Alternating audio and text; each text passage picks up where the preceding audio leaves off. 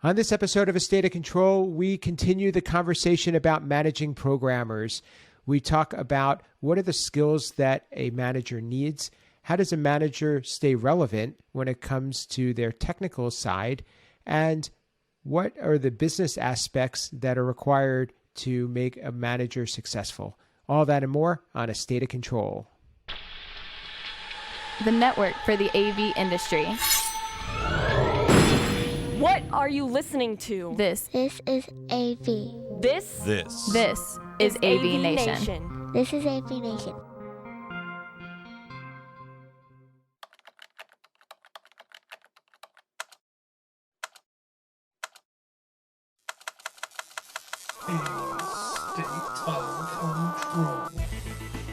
A State of Control. A State of Control, episode 90, Managing Programmers, Part 2, Process. Support for AVNation is brought to you by Just Add Power, the global leader in video over IP solutions with systems that give you easy installation, unmatched scalability, and outstanding performance. Welcome to A State of Control, an AVNation podcast that highlights the control, programming, and automation aspects of the audiovisual industry. My name is Steve Greenblatt. I'm your host, and thanks for joining us today. So if you haven't already listened to our past episode, I recommend you do that. That was episode 89, because this one is part 2 of that. So we're going to continue our conversation about what it means to manage programmers. And we have two, in addition to Rich and myself, two guests who have had experience with that and are going to continue that conversation with us. And before we jump in, I want to welcome and say hi to my partner here at A State of Control, Rich Fergoza. How are you, Rich?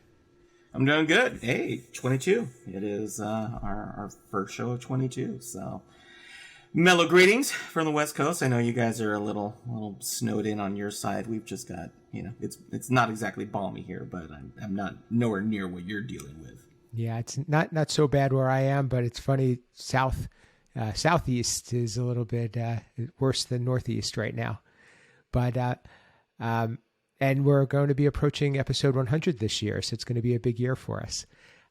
So let's say hi to the guests who were with us last time, and I'm going to welcome them back. And first off, he is Dave Hatz, and he's from Room Ready. Welcome, Dave. How are you? Hey, doing awesome. Excited to kick 22 off with this group here, and really awesome topic, something I'm really excited about. Same, I appreciate that. And we'll welcome back for his second appearance here at A State of Control. And he's Mike Krejci, and he's from CTI. Welcome, Mike. Thanks for being with us. Thanks, Steve. It's glad to be back on another episode here and continuing our conversation from last month. And that will do. So we talked a lot about the soft side of management last time. And it was really important for us to do that. We talked a little bit about empathy. We talked about being able to relate to the people that you're working with, and what are those skills that it takes to be a successful manager, and how do those differ from being a programmer. So we're going to delve a little bit back into that, but we're also going to talk about what it takes to refine and maintain the technical skills that a manager needs, as well as all the other skills that a manager needs to be successful.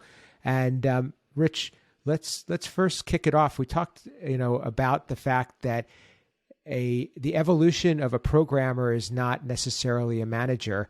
What should someone think about before they get into management, and what's kind of like the litmus test, do you feel, to see if somebody's ready for that type of transition? Because it really is a different skill set and a different way of thinking. We were just talking off air right before we started. Generally speaking, in our side of the business, and specifically the programming side of the business, you become a manager, the head of an organization, whether you're the owner of the company or you're in the management role. There's only two ways that it happens. One is going to be you volunteer and you have the crazy idea that this is what you want to do, and you just kind of throw caution to the wind. Or two, you're drafted and volunteered into the process, and it's not necessarily by choice that you get into it. That's the first part, honestly. It's if where you're at in your programming career, and again, I'm speaking to maybe people starting out in their programming career, or they're looking for new challenges in their career, right? When you're starting out, you're just gathering as much information as you can. The thought of managing and expanding beyond getting the job done is a little off in the distance at that point. But say you're reaching, kind of the adolescence of your career, right? You're able to walk steadily. You're able to run. You can count all your fingers and toes in terms of what you're doing technically. And if you feel the need inside, like, I can do more, that desire in yourself of like, I can do more, I'm not challenged, right? It's like, typically the programmers are the ones that were back in school that always on the report card would be like, talks too much in class because finished early and needs a challenge, right? I mean, that's a trait that a lot of them, like if I talk to guys, they share because they got bored easy, because they picked up information so quickly, they got bored. And so they were looking for something to do. If that is a recurring trend in your career, then absolutely, that is a wonderful next step for you, because you're growing as a person. You're growing as a business person, as a professional. That is a very organic way to get into it. If that thought gives you night sweats, or if you think that you have to hold a meeting, or you've got to hold people accountable, or, it's something other than you, then it's that step back to determine we were just saying earlier, it's okay to say that's not me. It's business is not, they always talk about climbing the ladders of business, right? It's okay to stay on a rung. Nobody's saying you have to go to the next one. If the view is high enough and you like it, it's still a nice view. So, that, again, here's the West Coast vibe, right? What fulfills you? What if you wake up and you're like chomping at the bit, that's going to tell you something. But if you're waking up and all of a sudden it's like, you've got to be part of a programming team, or you've got to be part of a production meeting, or all of these things. And if you're dreading it and you're the one who's attending it, trust me, you don't want to be the one who's running it. So that is the part, like I said, the organic side. The other side is just, sometimes just the way the company's growing, right? It's just the way things fall into place. I was never a programmer by trade. It was never my track. I started out, I went to film school, and, I started out on the design side, and I was always involved in computers. But the only reason why I got into control system programming is because my programmer left. I had sold the project and he left. And my client said, well, great, I feel bad for you, but I paid you and you still got to get it done. And I always tell the story that I locked myself in my office for 2.5 weeks. And this was in 1990, and I taught myself the original DOS-based, restaurant programming. And so, in workshop. And so that became just the way that the circumstances took me down that road. If you're part of an organization, that may be, and there's going to be a story coming up about this. And sometimes that's good, because I think that a lot of times, here's the flip side of the programmer mindset, right? We also have, we have some confidence issues in terms of what our real skill set is and what we're capable of. And so it's also easy to think, well, I'm just a programmer. I only like dealing with, the technical side of things. I don't do people, right? I don't do people. And I think that the other side is great, because it does allow people who thought they were on a single track, but really had so many talents, it forces them outside of their comfort zone. It'd be great if it could happen some way, a little bit easier, where you're not thrown in the deep end. But I've heard many, many stories, and a lot of people that I know who are successful in this industry, they were just tossed in on the deep end they had to, because nobody else was doing it. And so they learned as they were going through. I don't necessarily recommend it, but be prepared for it if you're going to be in this industry, because it could happen. I mean, the percentages are there. But regardless, you still have to love it. You still have to care about that product, whatever it is, and whether you're actually compiling it and loading it yourself or handing that baby off to somebody else, if you still feel that pride, that's a good place to start from. Internally, how do you feel about it? Like when you wrap a project, how do you feel? What are the things that you look forward to on the next one? And that tends to be kind of the key as to where that career track is going to go. Dave, I want to let you comment on the idea of whether you're doing this voluntarily, whether you think it's going to get you to where you want to be in your career, whether it's something that you're looking to be able to be more compensated for. Do you think that managing and getting into that side of the business requires a background in business? And because it really the focus changes quite a bit. Does it require it? It requires that you get there if you want to be good, but it doesn't require that you have to start with it. Again, to Rich's point, many of us just got thrown in at various points in our career, whether it was when we're talking getting to the business side or just learning programming.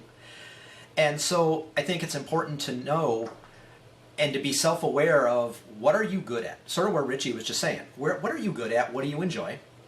And where do you want to get to? If you can bookend and understand where you are, where you want to go, now you can chart a journey. And that's the key to it all.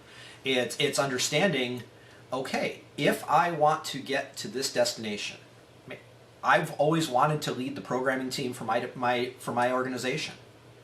Okay, well, maybe there's an opportunity today that opens up and that seat is readily available. You can apply or you get thrown into it. More likely, though, there's a progression to get to that destination. Maybe it's you start working on the larger projects. Maybe you've been, again, if you're in that sort of, that adolescence of your career, maybe you ask for a little more responsibility.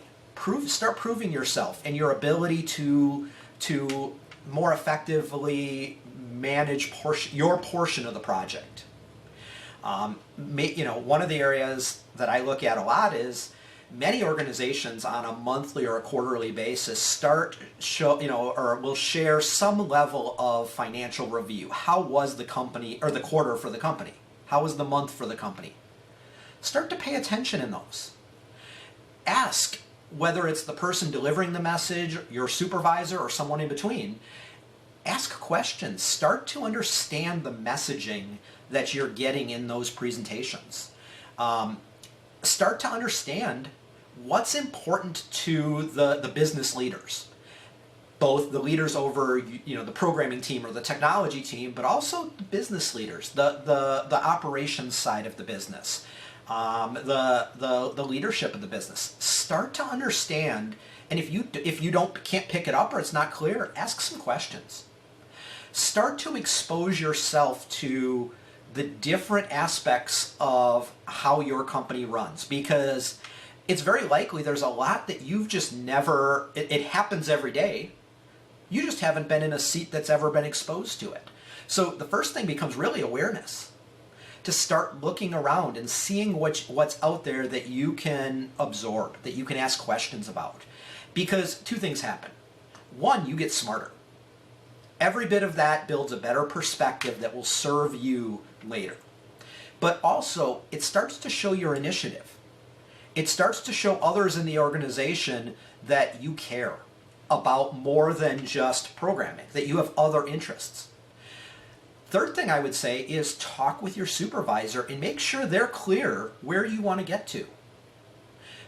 Don't go into that meeting obviously saying, I want your seat. But frame it as I want to understand what opportunities I have for growth in this company. I have a few ideas of what things that are I'm passionate about or I would like to grow into. And one of those options, one of those areas I'd really like to grow into is leading teams. I think eventually I could be a really valuable contributor to lead, the programming team or the engineering team, or maybe I want to grow to the point where I'm leading all of IT for our organization. Whatever that path is, make sure your supervisor, your manager knows that you have that aspiration, because they also are exposed to things you're not. And so let them be an advocate for you. Let them help you find opportunities. Again, it won't be necessarily pluck you right where you want to get to, but let them help inch that path forward for you. Because I can't tell you again, so much of where we've all gotten to is being in the right place at the right time. And part of that is right place means somebody else can help get you there or nudge you there. I think that's a really tremendous advice for somebody that wants to go and knows where they want to go and certainly find the path to get there. Mike, I want to have you share, sometimes that path isn't very clear, and sometimes, as Dave brought up, I think there's a few different things to think about when it comes to management or being in this role. One he keyed in on was leader, which I think is really important. And then another one is, managing a project versus managing a team. Can you talk a little bit about the differences between them? Because I think that's kind of important to point out. And is there a correlation to be managing a big project and then saying that I have the ability to more so manage my a group in my organization, Yeah, absolutely. And first, I want to wonder how Rich saw my school report cards back in the day. Not sure how he got those, but good on you for that. I think one of the things, right, is Dave was talking about finding a spot, is finding where weaknesses are in your organization and see how you can fill them, right? If we can find, oh, this is a job that's failing, I'm going to go in and help out on it. Hey, put me in, coach. It might not be the most glamorous situations, but it shows your initiative. Or, we're not doing good at reporting this. Let me figure out how to fix it. Where are our problems in the organization? And volunteering for those tasks then gets you a good way into leadership as well. And that's a good step. I just wanted to chime in on that. Managing a project and a team, there's similarities, right? We have goals for a project. You have to get it done in this many hours. The due date's this date. We have to get there. You're collaborating with the team, getting everybody motivated. That's one mentality, but you're very short-termed. Managing a team, you're long-termed. We have short-term goals, but we're looking at what's going to happen in the next year, the next 2 years, the next 3 years. How can I better the team over the long haul, make my guys better, make our procedures better to fix it for 5 years down the road, and not necessarily what do we have to do to get this project done next month. I think that's the big difference in the project leadership and the team leadership, is the term of our goals there. I think that those are really important points, and I want to continue that conversation a little bit with Rich and talking a little bit about the financial aspects, because we've said before the brothers got to eat, right? So we it's when it comes down to it, businesses stay in business because they're profitable, and sometimes programmers may struggle with balancing getting the job done, the quality, the art of what they do, and also figuring out how to make that into a profitable venture. But a manager needs that's a critical aspect of what they do. How do you flip that switch? Well, first off, if your pay is directly tied to your ability to get the job done profitably, you're going to have a whole lot more motivation all of a sudden to pay more attention. So, it's and again, it also depends on how the programming company is set up, right? If all of a sudden you've got performance goals and you've got team goals and you've got incentives and, again, it's like anything else, right? You finish late, you're costing the company money. We may not dock you, but we're not necessarily going to be super happy about it if it's chronic. But if you're under and we're profitable and we're getting things done and it's just helping things overall, well, then at that point you should be sharing it. And something that you learn, it's programming is a bit of a solo sport. It's not completely isolated because you still have to play with others in the sandbox. It's the nature of integration, right, is to bring others in. But it's not completely a team sport. And so collaboration is something's got to be learned along the way. And fortunately, I think that's one of the easier transitions. I think that, and that's also maturity as well. That's just getting past your ego of it. What's the cliche is that a program's never done, it's just done for today. It's learning to get out of that mindset. It's learning to be okay with delivering what was asked for. You can always get better. You can always get more efficient. I mean, that's the beauty. That is the art, right? That is, if you want to talk about the craftsmanship, and elegance of what we do. Yeah, those are the things that nobody ever sees because it's all under the hood. But there is that satisfaction. And that's going to be a constant refinement. As you get better in your career, your code will get better. So making that transition to determine, look, this is what's asked for. This is a result. This is a tool. You're not using it every day. Let's focus on the people who are. And if the people who are, it gets everything that needs to be done, that's fantastic because it just builds it further out. But it is, fortunately, it is that easier one. And that comes from process, right? The better your process is starting in, the better and the easier to transition over to switch out. If you're in a company that is just endlessly caught up in scope creep, just every single job is scope creep, right? Every single job is miscommunication. Every single job requires the owner of the company to come out and talk to XYZ. The process itself isn't lending it to making it easier for you to make that transition. Because the process, and again, that's the perfect opportunity, right? Hey, there's something here that's fundamentally out, it's skewed. Maybe I can help tweak that back in. I know that's what Mike provided a lot, initially, was getting in and streamlining and optimizing and saying, hey, we're growing. There's going to be more people coming soon. And we got to figure this out before they get here, not when they're here. And so, I think that one honestly goes back towards the company culture first. If you learn good habits, if you learn good process, and if you're consistent with good process, as a programmer, that is one less huge hurdle to cover. Because then it's just then you're looking at just the larger picture of why did the process need to be this way? Well, it needed this way because we've got AR coming in. We've got these kind of clients because we do government contracts. So we know that it's going to be 90 to 100 to 180 days before payment comes through. So we need to make sure that everything here is locked down, set, signed off, because it's got to go through 15 different layers of closeout before we get a check. And so we need to make sure that all of this is done so that it doesn't get kicked back at the last minute. And everybody's sitting there, I'm going, you might get your check on Thursday. You might get it on Friday. I'll let you know tomorrow. Those are real things.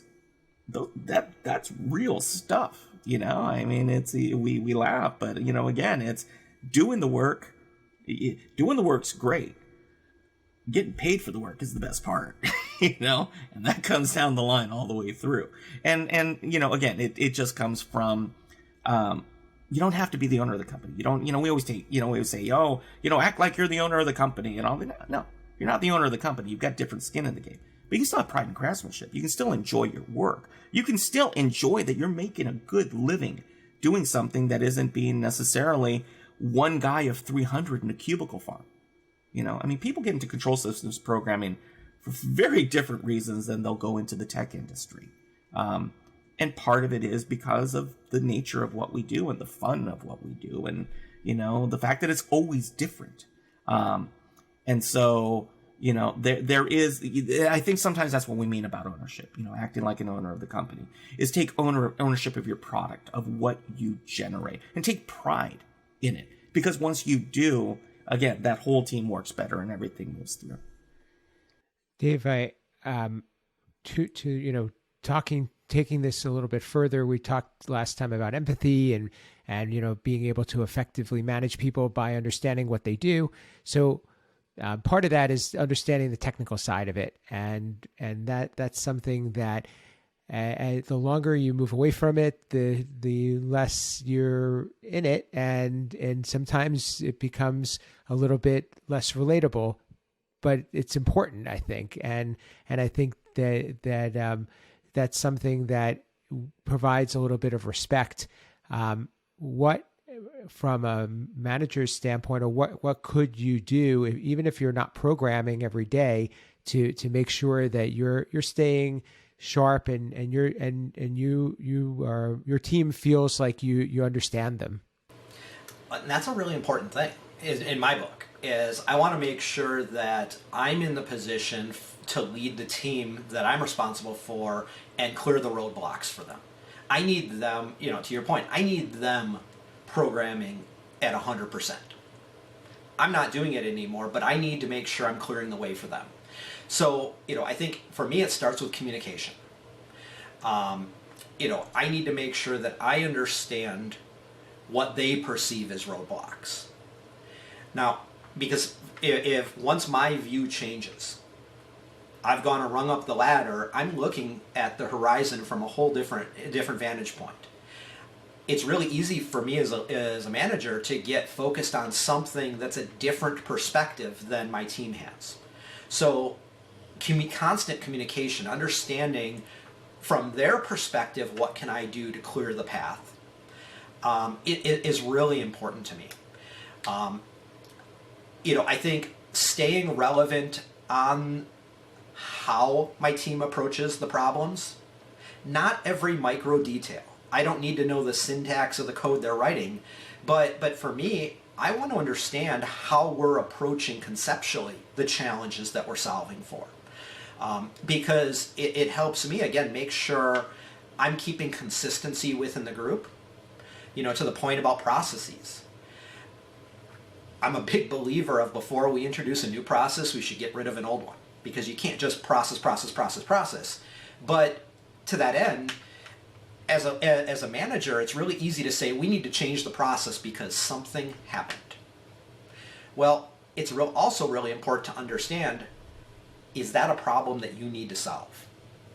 Or was that a data point? Just because something happened once doesn't mean it's worth the effort to solve. Something that happens all the time or has tremendous impact when it does, absolutely that's worth the time to solve. And I think differentiating those two, and again, it comes to that communication with your team. So I know that project went off the rails. XYZ would have solved it, but is that the first project that ever has had that problem? Do we foresee that happening again? I think those are really important questions to ask yourself and your team and get your team's perspective. Because one of the things that it took me way too long to really realize was that if I can get my team's buy-in on a decision before I make it, it's sold itself. If I sit up in my seat and just start telling my team, do this, do that, don't do this, don't do that, how effective are any of us going to be if all we're doing is being told what to do? It's empowering your team to have a voice. Now, that doesn't mean that I'm not going to make decisions, and I'm not going to make decisions at times that they're not happy with.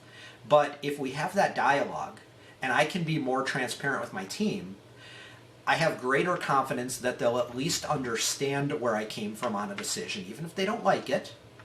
But they'll understand and they'll respect the decision, which means at the end of the day, they're going to abide by it. They're going to deliver.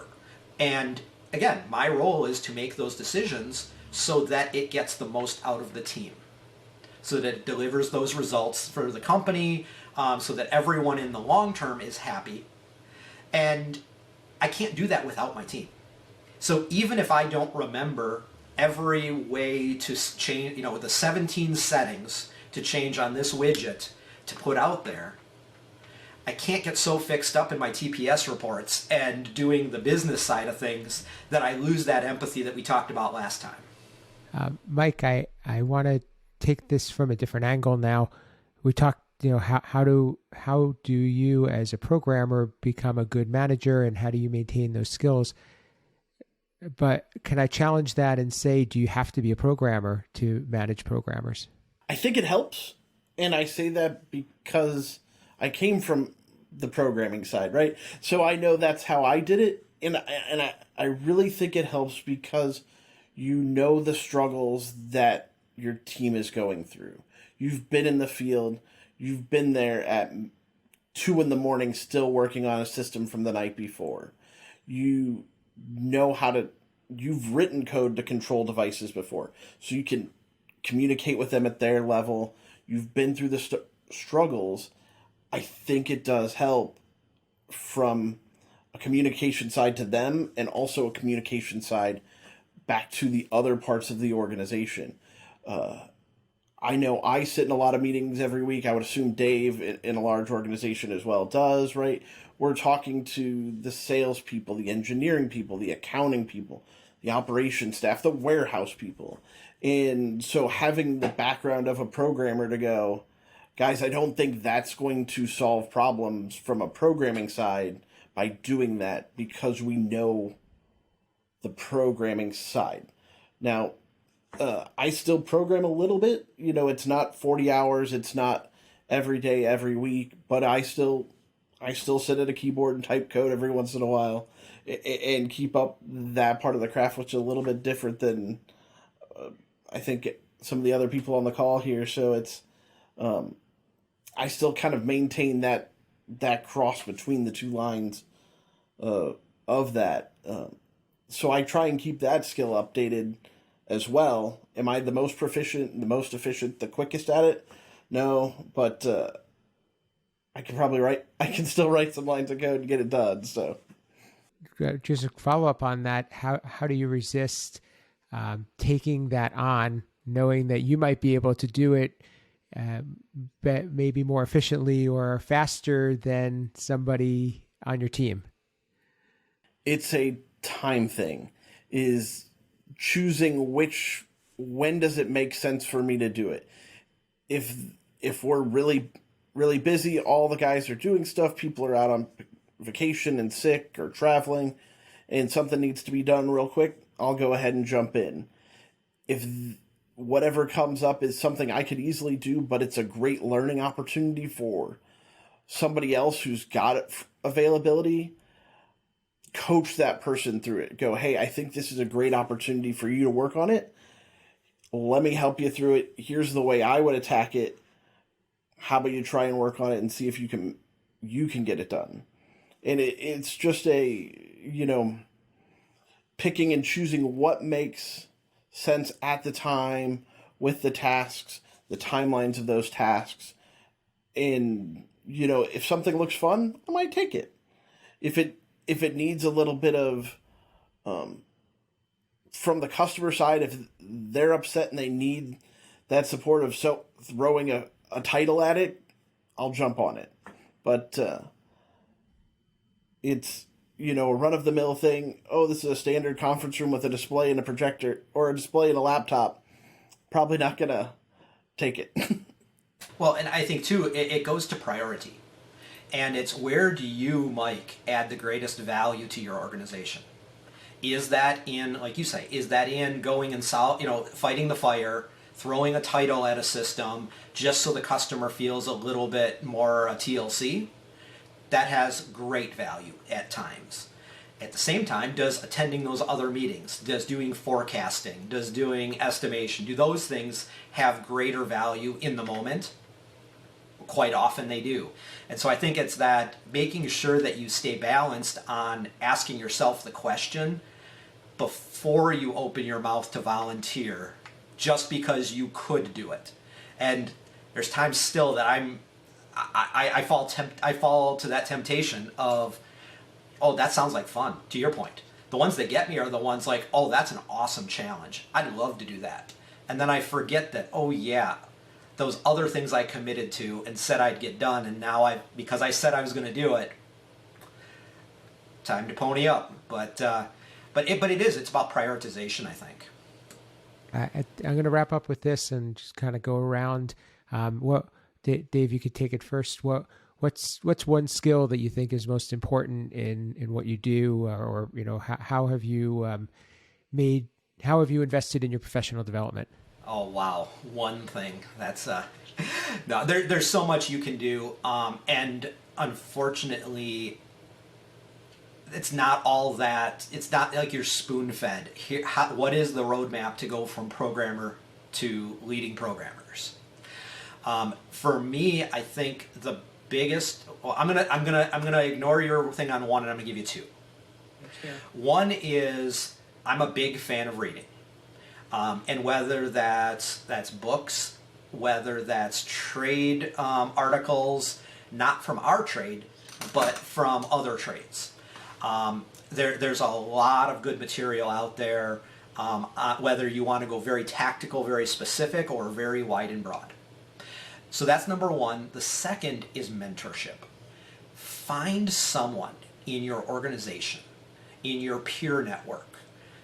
Call Uncle Richie, call me, call Mike, call you, Steve. Set up some time to once a month, spend half an hour with someone who you respect, someone who has taken part of the journey that you want to take, and just pick their brain. Ask them, how would you solve or how would you approach the challenge or the step that you want to make? Because somebody has taken the journey that you're looking to take, and I'll bet you 9 out of 10 people you ask for that half an hour a month are going to take you up on it. And, there's everyone on this call, I'd have no problem hesitating to call up and say, and we talk it before and after these recordings even. I asked Mike, hey Mike, how's business going? And Mike tells me some of and we're not giving trade details, but we all live the same journey. So learn from someone who maybe has gone a little faster than you or fought the battle already to save you. Mike, I'll let you next at it. What's something that either you've learned or you do to advance your professional development? Yeah, and I'm gonna go with Dave on this, and it's reading. It's picking up picking up the ebook and reading pages on it. I have about a 20-minute commute to and from the office, and I'm listening to podcasts. Podcasts there and back every day. That's 45 minutes of my day, every day, that I'm listening to smarter people than me, right? Whether it's AV-focused podcasts, whether it's leadership podcasts. Dave hooked me into the Modern CTO last time. It's learning from those other people, and it's all different topics, but I might get one little nugget out of here, one little nugget out of there, but one nugget every day, every couple of days is then building on to create a bigger thing and build up my knowledge and build up my expertise. I like it. Rich, I'll let you put a bow on it. What's your insight? What's something that has you go to enhance your skills and your professional development? Honestly, it sounds silly, but I really view it as been part of my success to begin with. Is just be nice. Be nice. It's and by that, let yourself be kind, and again, not too woo-woo West Coast stuff, but vulnerable, which is, hey, I'm able to say, and sitting with yourself and go for that moment, even though we're really good at what we do, and programmers have egos and all of these things, and I'm the best in our secret sauce, but be able to go, hey, wow, it's feed that curiosity, and that's niceness comes from curiosity, right? To be better, to be a better person, to be a better professional, to be a better programmer. If you want to be a better programmer, focus on being a good person, a better person, and you will be amazed at how things open up. Because a lot of times we close ourselves off because we think, here's the weird part. A lot of times the programmer or that programming mentality, that solo mentality, we don't feel that we're good enough to be in the room for whatever reason. Right? You know, you sit there and you go, I shouldn't be in this room. I don't belong here. So what are they going to get from me? Be nice. And you'll find out all of a sudden, and be nice to yourself, right? That you have something to offer as much as they have offered you. And when you have that mindset, it builds everything else. The curiosity, the openness, the exchange of ideas, the humility to be able to accept, right? I always tell my guys, you have a choice. Are you looking to be right, or are you looking to be heard? Because they look similar, but they're two totally different things.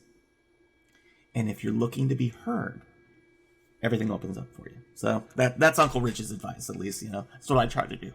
I appreciate all those, and I you know, being around people that can lift you up, and the Jim Rohn quote of you're the average of the 5 people that you spend the most time with. I think it's a big one that I subscribe to, and the other thing that I'll add to that is that I've really gotten into writing, and you think that wouldn't necessarily help you, but it really helps to gel your thoughts. So just another tip out there. So with that, we're going to wrap up this episode, and it's been a great chat. And I think that there's always more that we can dive into. And this is, I think, an important topic, because if our industry is going to continue to evolve, we need people to be in the management role and being able to bring the programmers across the finish line and make them better at what they do. And this group of people hopefully helped you out with a little bit with that. And it also shows that there's a career path too. So first, I'd like to start to thank our guests by thanking Dave Hatz from Room Ready. Thanks for being here today. How can people get in touch with you and learn more about Room Ready? So LinkedIn's probably the best way to find me, Dave Hatz. Roomready.com. Certainly check us out as well. Next, Mike Krejci, two in a row. We're going to keep our streak alive here, and we'll definitely have you back soon. How can people get in touch with you and learn more about CTI? Yep, go to cti.com. Find anything about us there, any of our companies. Also, find me on LinkedIn, Mike Krejci. Emails mike.krejci@cti.com. Reach out to me. Wonderful. And last but not least, Rich, how can people get in touch with you and learn more about what you're up to? You can find us on the interwebs. There's the website, Fregosa Design. Probably Twitter really works well, at @Fregosa, floating around there. There's lots of Facebook groups, by the way, if you're in the programming community. Make use of them, because there are more and more resources. It's I view it as the positive way of being able to see, cute animal memes and, technical tidbits, but make use of of those things out there. My name pops up and I try to help whenever I can. But first and foremost, as always, I hope where you can find me is here on AVNation.tv and our suite of shows. And obviously here with my good partner, Steve. So another year, away we go. Absolutely. So with that, check out, of course, Resi Week and AV Week, where we both make some appearances now and then, and we were both on Resi Week recently, so that was a fun experience and a little bit of a programmer takeover. So always good to be joining and supporting the shows on AVNation. So if you haven't already, visit the website AVNation at avnation.tv. Thank the people, the companies that help to make these programs possible. Those are the supporters that are backing AVNation, and we also would like to hear from you. So please leave a review, share an episode, let us know what you like, let us know if you want to be a guest. We want to hear from the audience. It's what makes these things popular and important. For me personally, you can reach me at Steve Greenblatt on social media. You could also visit my company at Control Concepts at controlconcepts.net. And just to comment on what Rich said, I think one of the parts about social that we encourage is be yourself. And I think that's an easy way to make connections, because we try to force and focus, on what we do, but there's always different ways to connect with people, whether it's hobbies, preferences, whatever that might be. So it's just a lesson and something to keep in mind. You don't have to always keep it all about business. So with that, that's what we have for today, and this has been A State of Control.